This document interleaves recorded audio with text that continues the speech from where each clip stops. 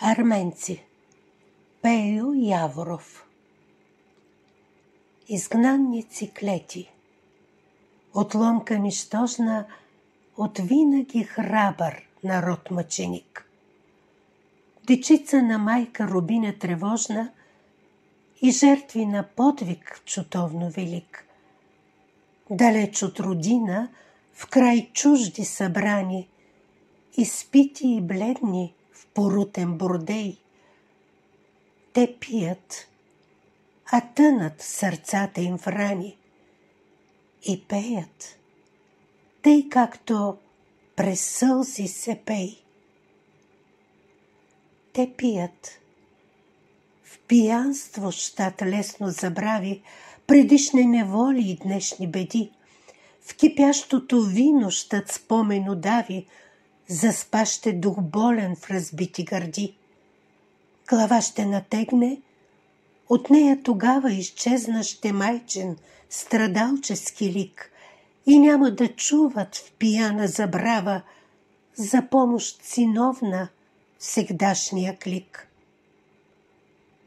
Кад гонено стадо от някой звяр гладен, разпръснати ейги навсякъде веч, тиранин безнеещ, кръвник безпощаден, върху им издига за всякога меч.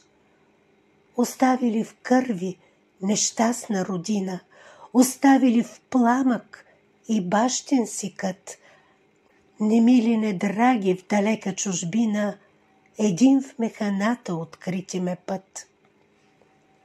Те пеят и дива е тяхната песен, че рани разящат ранени сърца, че злоба ги дави в кипежа си бесен и сълзи изтисква на бледни лица, че злъчка препълня сърца огнетени, че огън в главите разсъдък суши, че молния свети в очи накървени, че мъст кръвнишка жадуват души.